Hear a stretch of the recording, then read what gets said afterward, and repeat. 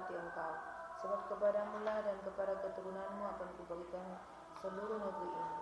Dan aku akan menepati sumpah yang telah kuikatkan kepada Abraham ayahmu. Aku akan membuat banyak keturunanmu seperti bintang di langit.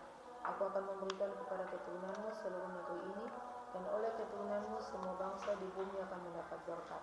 Karena Abraham telah mendengarkan firmanku dan memelihara kewajibannya kepadaku, yaitu segala perintah, ketetapan, dan hukumku. Jadi tinggallah Ishak di Gerar. Ketika orang-orang di tempat itu bertanya tentang istrinya, berkatalah ia, dia saudaraku, sebab ia takut mengatakan ia istriku. Karena pikirnya, jangan-jangan aku dibunuh oleh penduduk tempat ini karena Ribka, sebab elok parasnya. Setelah itu beberapa lama ia ada di sana. Pada suatu kali menjenguklah Abimelek raja orang Filistin itu dari jendela, maka dilihatnyalah Ribka istrinya. Lalu Abimelek memanggil Ishak dan berkata, sesungguhnya dia istrimu. Masakan engkau berkata dia saudaraku? Jawab Ishak kepadanya, karena pikirku, jangan-jangan aku mati karena dia. Tetapi Abimelek berkata, apakah juga yang telah kau perbuat ini terhadap kami? Mudah sekali terjadi salah seorang dari bangsa ini tidur dengan istrimu, sehingga dengan demikian engkau mendatangkan kesalahan atas kami. Lalu Abimelek memberi perintah kepada seluruh bangsa itu, siapa yang mengganggu orang ini atau istrinya, pastilah ia akan dihukum mati. Maka menaburlah Ishak di tanah itu, dan dalam tahun itu juga ia mendapat hasil 100 kali lipat, sebab ia diberkati Tuhan. Dan orang itu menjadi kaya, bahkan kian lama kian kaya, sehingga ia menjadi sangat kaya. Ia mempunyai kumpulan kambing domba dan lembu sapi serta banyak anak buah, sehingga orang Filistin itu cemburu kepadanya. Segala sumur yang digali dalam zaman Abraham ayahnya oleh hamba-hamba ayahnya itu telah ditutup oleh orang Filistin dan ditimbun dengan tanah. Lalu kata Abimelek kepada Ishak, pergilah dari tengah-tengah kami, sebab engkau telah menjadi jauh lebih berkuasa daripada kami. Jadi pergilah Ishak dari situ, dan berkemalah ia di lembah Gerar, dan ia menetap di situ. Kemudian Ishak menggali kembali sumur-sumur yang digali dalam zaman Abraham ayahnya, dan yang telah ditutup oleh orang Filistin sesudah Abraham mati. Disebutkannya nama sumur-sumur itu menurut nama-nama yang telah diberikan oleh ayahnya. Ketika hamba-hamba Ishak menggali di lembah itu, mereka mendapati di situ mata air yang berbual-bual airnya. Lalu bertengkarlah para gembala Gerar dengan para gembala Ishak. Kata mereka, air ini kepunyaan kami.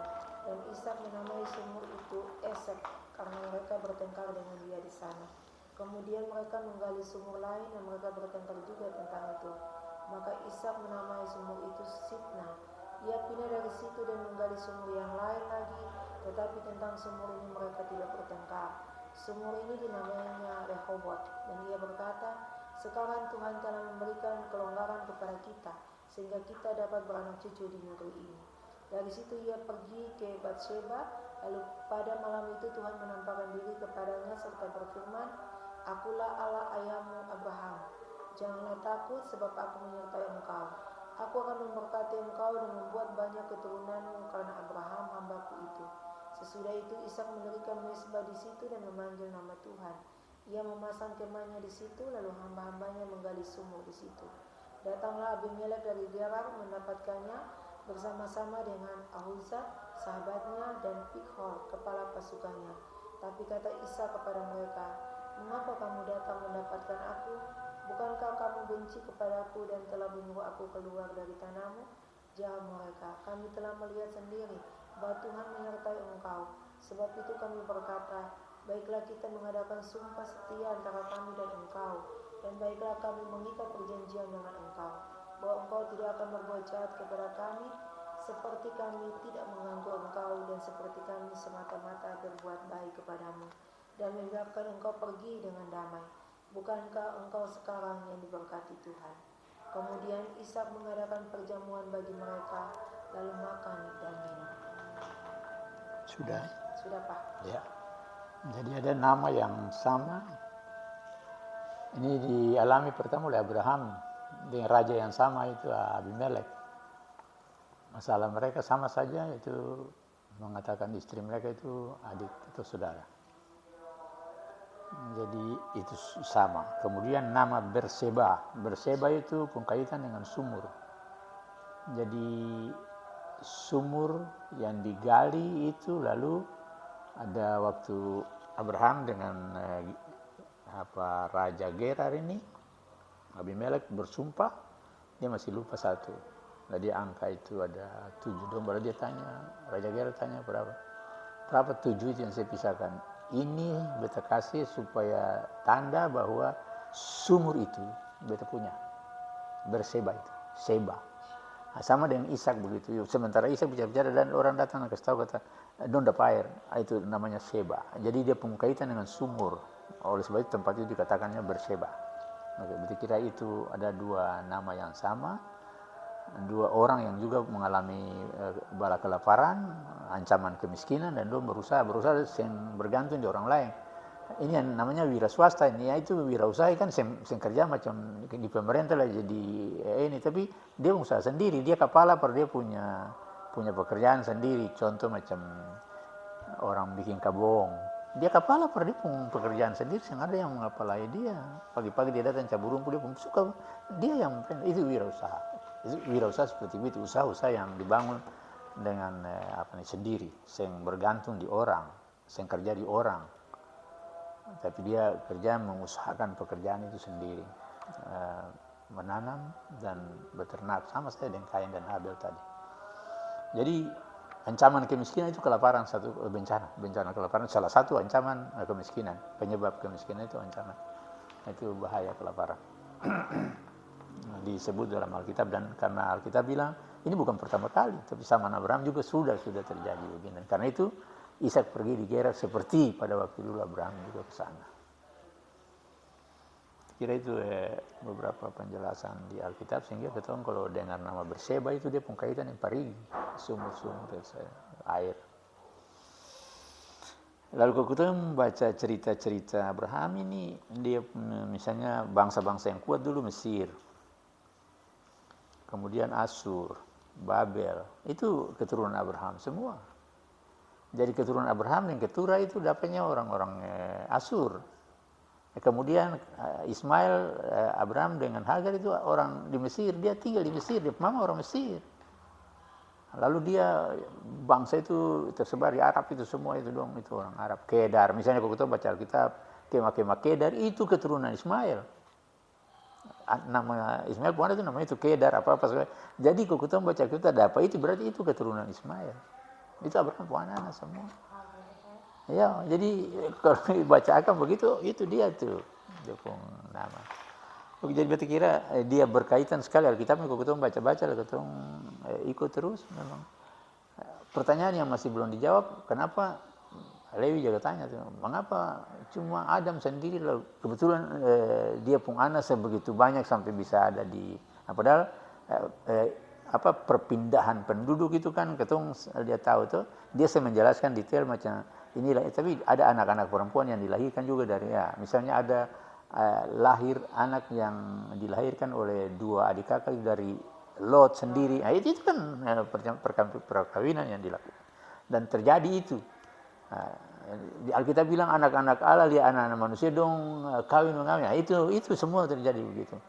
Yang menarik di cerita Ishak dengan Abraham ini, dong alasan begini. Raja tanya, mengapa sih bikin begitu? Dia bilang, beta cuma takut jangan sampai dong di sini sen takut Allah. Nah, maka beta bilang itu beta punya adik.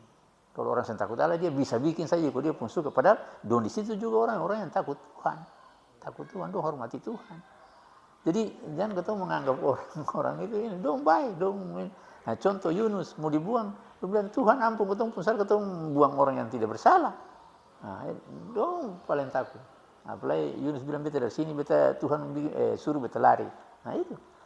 Jadi siapapun dalam hatinya ada percaya kepada yang lebih berkuasa dari itu, Tuhan yang disebut Tuhan, entah itu Tuhan siapa, tapi ada yang di luar dia itu kekuatan. Oleh sebab itu kita disebut orang beragama, orang yang mengakui ada satu kekuatan di luar kita yang dia mengendalikan kita untuk kehidupan. Tuhan itu. Ya, kira itu ini beberapa penjelasan Alkitab, nanti dibaca saja. Kemudian pengertian kemiskinan dan penyebabnya. Kemiskinan adalah keadaan di mana terjadi ketidakmampuan untuk memenuhi kebutuhan dasar seperti tadi, sandang, pangan, papan, pendidikan dan kesehatan. Kesehatan itu nanti dia rinci lagi air bersih dan apa-apa segala macam, itu juga kekurangan itu. Jadi ketidakmampuan ketong untuk memenuhi ketong kebutuhan dasar itu, entah karena memang dari sananya ketong lahir, atau dibuat oleh orang lain, atau dibuat karena struktur masyarakat memang begitu, atau apa, mungkin tahu.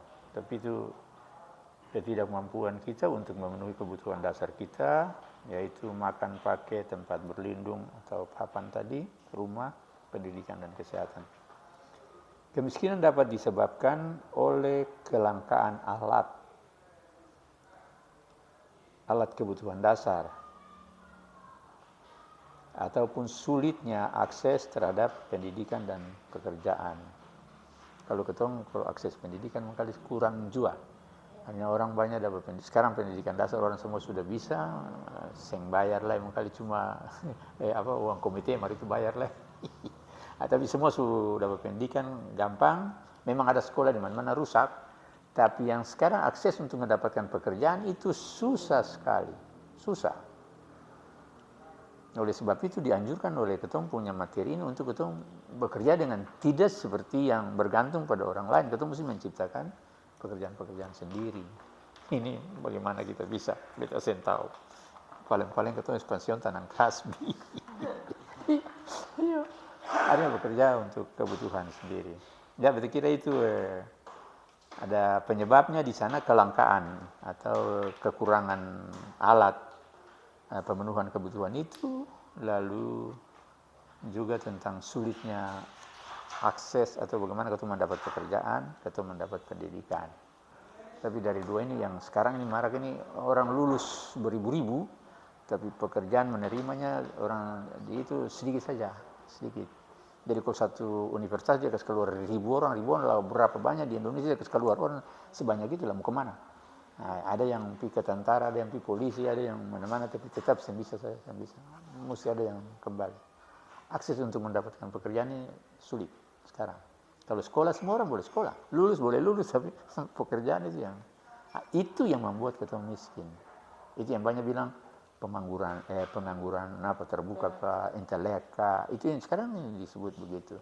Oleh sebab itu orang yang sudah lulus bisa saja jadi pengojek. Ini wirausaha, dia usaha sendiri, dia berusaha, atau supir bisa. Ya, itu ada penyebab. Di situ ada kelangkaan alat atau bahan-bahan pemenuh kebutuhan itu, tapi juga bisa akses untuk pekerjaan dan pendidikan yang bisa kita penuhi. Jadi ada 3 hal yang punya hubungan dengan penyebab kemiskinan. Tadi ada alat, ada akses untuk pekerjaan dan ini, tapi ada 3 komponen yang bisa menyebabkan kemiskinan. Pertama, pribadi, individu. Kemudian ada keluarga. Kemudian ada sub budaya atau bagian dari budaya. Dari ketong punya kebudayaan atau kebiasaan atau ketong punya tradisi. Itu bisa saja menyebabkan kemiskinan.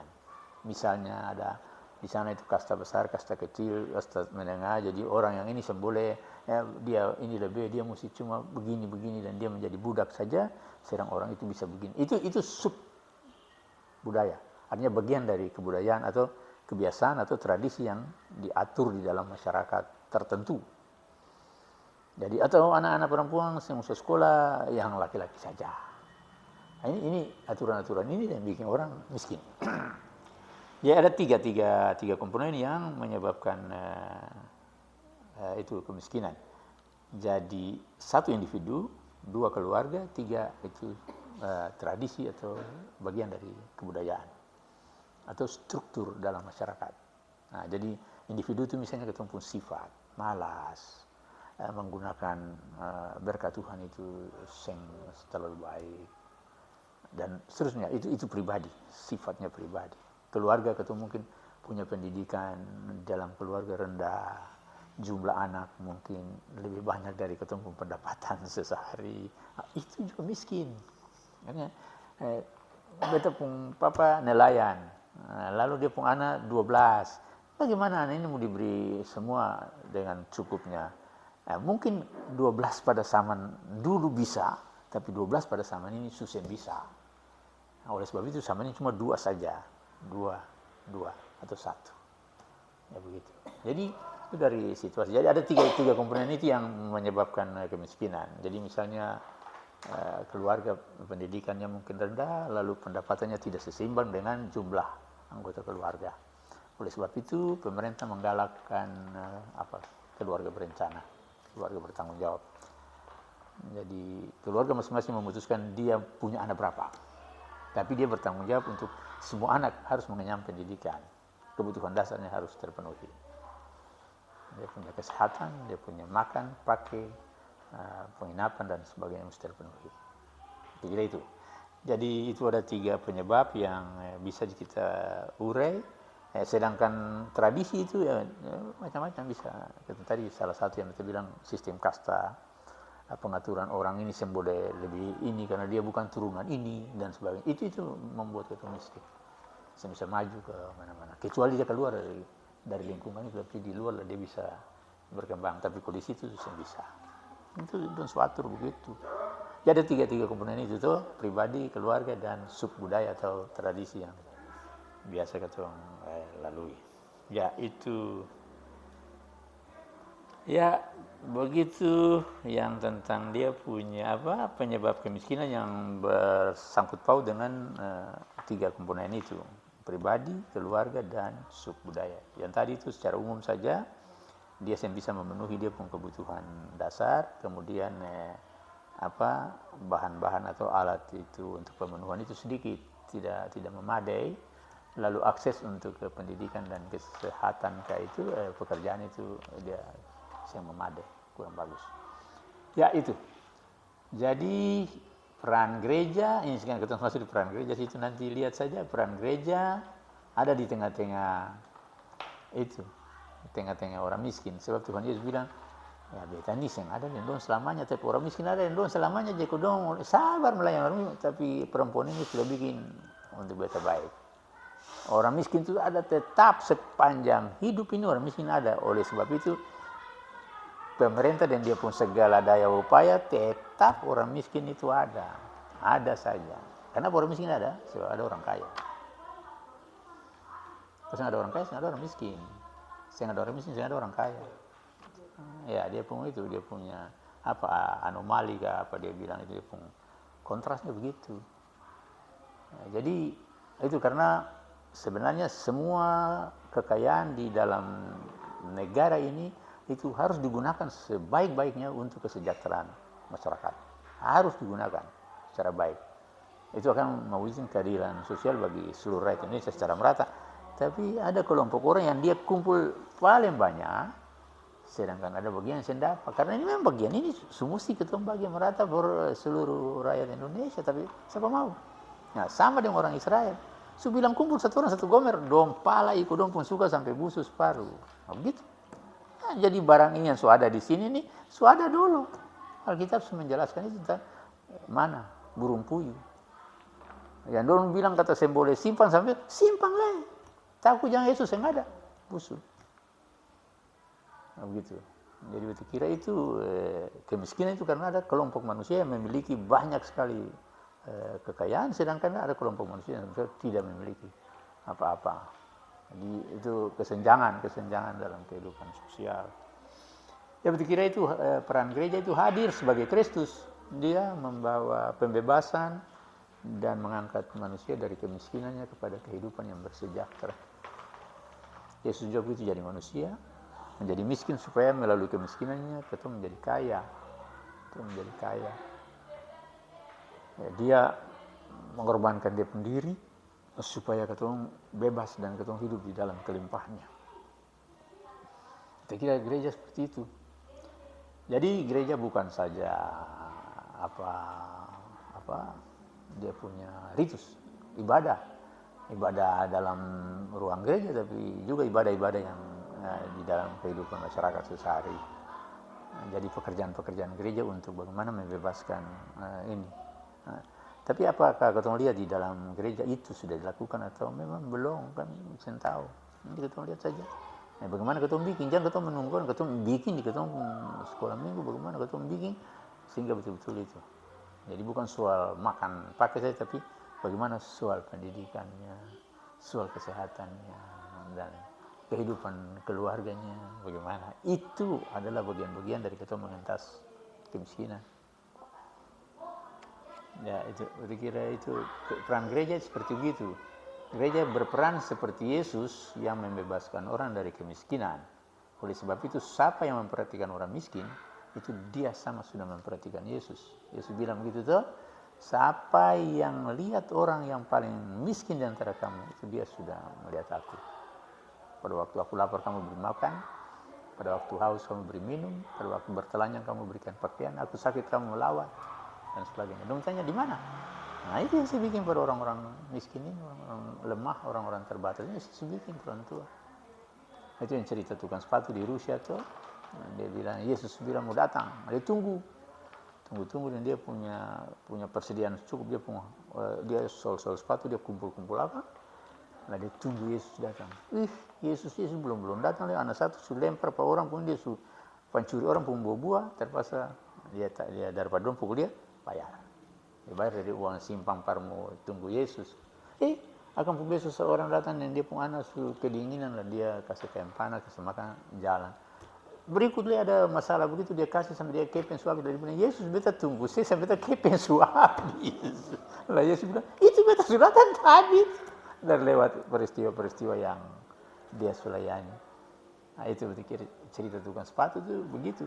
Jadi bikin per orang miskin itu bikin per Yesus, bukan ketemu dia Yesus. Ya itu berarti kira Nina, gereja bertanggung jawab terhadap kaum miskin. Jadi orang miskin, orang yang terabaikan, sebagai suatu sikap mengasihi sesama tapi juga mengasihi Tuhan. Nah, jadi ketemu gereja ini persekutuan orang percaya ini, dia punya perhatian kepada orang miskin, orang lemah, itu sebagai wujud ketemu punya kasih kepada sesama tapi juga kasih kepada Tuhan. Wujudnya itu dalam melayani orang miskin. Nah, cuma kriteria miskin di sini ketemu cari setengah mati. Mau kasih beasiswa saja contoh. Siapa yang mau kasih beasiswa? Persapa. Nah, miskin yang mana? Nah, dia apa? Bapak dan mama ada kesenggang, apa. Tahu, susah. Nah, cuma yang penting kita bikin saja. Kriteria susah apapun tapi tetap kita bikin. Gitu. Kira-kira itu lalu yang berikut, gereja harus berdoa tapi juga bertindak.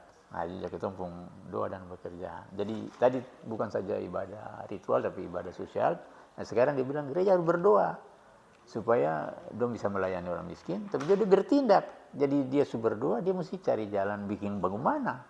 Jangan cuma berdoa saja, tapi mesti bikin bagaimana supaya bisa mengatasi kemiskinan itu atau memberi sedikit harapan untuk dong. Jadi gereja hadir untuk menghadirkan kerajaan Allah. Kerajaan Allah itu kesejahteraan, itu damai, sukacita, keutuhan ciptaan. Jadi utuh, manusia itu utuh dalam segala-galanya. Itu kehadiran gereja di situ. Ya, itu berarti kira tentang orang miskin, lalu tentang pengembangan jiwa kewirausahaan. Tadi betul bilang itu ketong bekerja sendiri, menjadi tuan bagi ketong, kepala kantor bagi ketong, kantor sendiri dalam bahasa sederhana. Jadi itu ketong bekerja sendiri dengan ketong pun kantor sendiri, ketong kepala kantor sendiri, ketong atur ketong punya perusahaan itu sendiri dalam wujud apapun. Jadi betul kalau lihat Benoni dekop itu ada motor. Ini betul bilang anak buah tunggu di kantor. Iya betul mau pilih dondol. Itu kewirausahaan. Baru untuk dapat uang juta-juta. Itu dari papari, dari ketimun, dari nanas, juta. Nah, itu hebatnya wirausaha seperti itu. Contoh saja seperti itu. Kalau Bapak siapa? timisela, saya timisela itu piara sapi diseram sana, jadi kalau anak musidi kamu apa, ambil satu dulu jual. 10 juta itu sudah habis kelar. Atau baru-baru untuk pun 2 ekor lari pergi cari. Nah, itu dong kerja tapi sedap lihat, dong kasih orang jaga waktu tugas di sana, beli lalu kasih orang jaga. Nanti pembagiannya bagaimana itu dong atur tuh. Nanti tinggal terima itu punya. Dan memang terjamin. Ya itu pun karyawan per dong, tapi yang ini bagi hasil saja. Kalau akan beranak berapa sih, pun berapa ketemu berapa. Begitu. Ya itu wira usaha seperti begitu. Jadi kewirausahaan itu berarti mewujudkan ide yang inovatif, baru, kreatif, dan memanfaatkan peluang untuk mendapatkan sesuatu yang bernilai. Jadi tadi macam itu bilang, dong menanam sesuatu dan mendapat sesuatu yang bernilai, itu dapat uang untuk kebutuhan dalam kehidupan rumah tangga dan bisa dari orang lain. Jadi bagaimana dia menanam? Tapi Pak Beni hebat kalau menanam. Dan dia bilang semua dari Tuhan dan dia memang menyerahkan semuanya pada Tuhan. Jadi dia berdoa pada dia pun tanaman, dan banyak orang pun tanaman layu pada waktu panas dia punya masih menghasilkan sejuk. Nah, itu jadi banyak orang berusaha tapi saya tahu dia punya, kalau dia bilang pada Ishak itu karena bapamu itu dia setia melakukan kehendak dan petunjukku, maka kamu akan diberkati.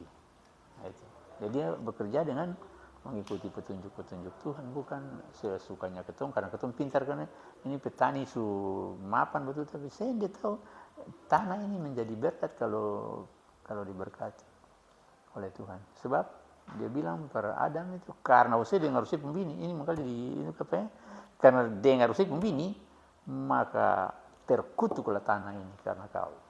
Tanah terkutuk. Jadi tanah tidak menghasilkan sesuatu kalau tidak diberkati dan tidak dipulihkan oleh Tuhan. Nah gitu. Jadi memang diberkati walaupun ketemu cuma menganga ke langit, Tuhan berkati ketemu pun tanaman supaya dia menghasilkan sesuatu per ketemu per orang lain.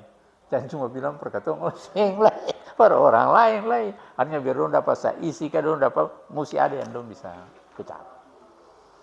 Begitu. Ya betul kira itu Nina nanti kita manfaatkan peluang yang ada untuk sesuatu yang bernilai, nilai ekonomis, ya bisa kita tambah bernilai ekonomis untuk kita kebutuhan. Lalu makna teologis itu orang miskin tetap ada dan itu telah menjadi tujuan pembebasan Allah. Orang miskin tetap ada dan itu menjadi tujuan pembebasan Allah. Allah membebaskan mereka dari mana? Dari lewat katong. Dia turun macam yang dulu dia kasih. Selai dia tugaskan katong untuk itu. Nah itu makna teologisnya. Artinya orang miskin tetap ada kata Yesus dan itu menjadi tujuan dari pembebasan Allah. Tujuan itu dilakukan oleh katong yang disuruh pergi dari sini sampai ujung bumi. Itu maksudnya begitu. Jadi kira dia pun maksud begitu Nina nanti dilakukan. Ya, ini Ebi punya ini cuma satu ayat lagi. Iya,